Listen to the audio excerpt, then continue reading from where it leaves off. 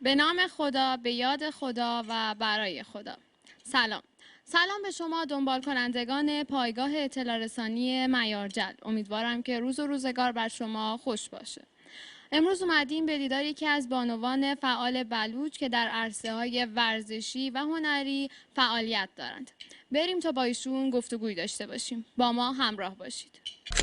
خب بانو جان، اگر سلام علیکی با مردم هست بفرمایید و خودتون رو معرفی کنید. بسم الله الرحمن الرحیم. عرض سلام دارم خدمت بینندگان پایگاه معیارجل. بنده آمنه اربابی هستم، فعال اجتماعی که در عرصه‌های اجتماعی، فرهنگی، هنری و ورزشی فعالیت می‌کنم. درود بر شما بانو جان، اگر امکانش هست در رابطه با فعالیتاتون بیشتر برامون توضیح بدید. بله. فعالیت‌های اجتماعی که قبلا مشاور امور بانوان بودم و همینطور عضو کمیته بانوان شورای شهر در دوره قبلی.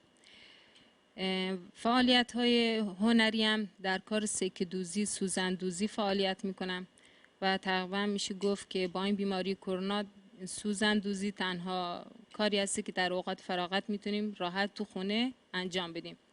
فعالیت‌های ورزشی بنده هم خودم مربی و داور وشو هستم، رشته رزمی وشو و همینطور مربی رشته بدنسازی و در رشته‌های شنا کوهنوردی هم فعالیت می‌کنم. در رشته‌های هنری که فعالیت می‌کنم نقاشی با رنگ روغن هستش و همینطور سکه دوزی و سوزن دوزی که هنر زنان بلوچ هستش که الان با این بیماری کرونا که نمیتونیم در اجتماع حاضر باشیم و فقط در خونه میمونیم، میتونیم با این هنر سوزن دوزی اوقات فراغت خودمون رو پر کنیم. به عنوان یک بانوی بلوچ خب قابل تقدیره که شما در همچین عرصه‌هایی فعالیت داشتید.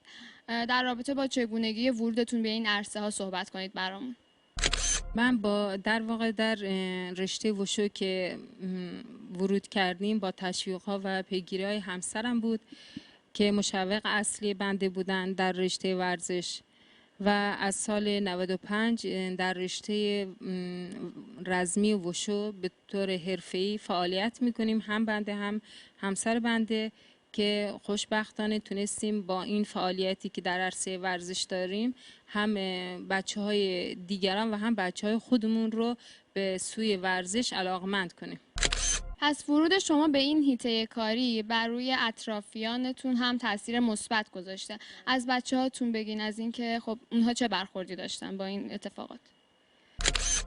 بنده 4 تا فرزند دارم، 2 دختر 2 پسر که خوشبختانه همشون به ورزش رزمی وشو علاقه دارن و همینطور ورزش‌های دیگه.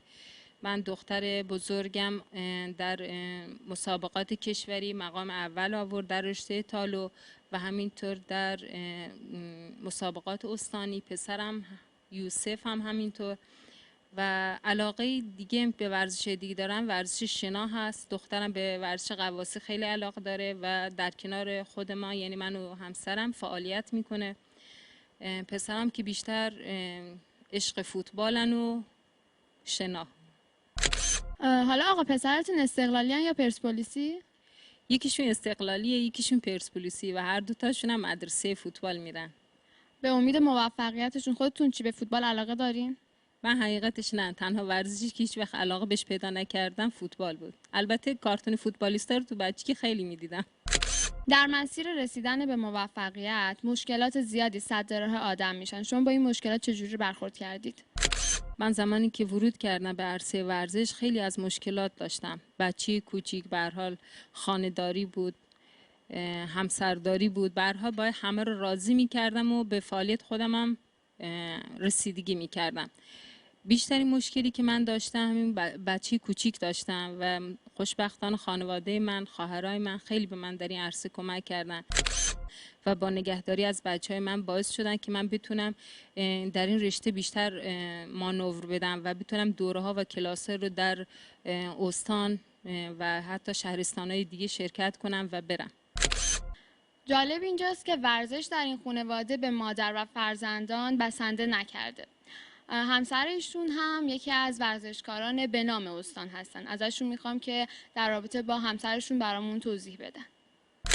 همسر بنده مهندس یونس صدفان هستش. ایشون هم رشته دانشگاهشون رشته عمران هستش.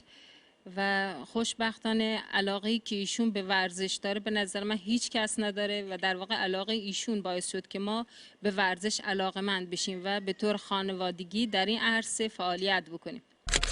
ممنونم از بانو آمنه جان اربابی که وقتشون رو تا به الان در اختیار ما قرار دادند و ممنون از شما عزیزان که ما رو همراهی کردید.